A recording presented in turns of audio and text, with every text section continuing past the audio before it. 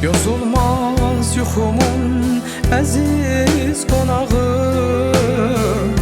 mənim dünya boyda qürurum mehdi. Söndürdün könlümdə yanan çırağı, mənim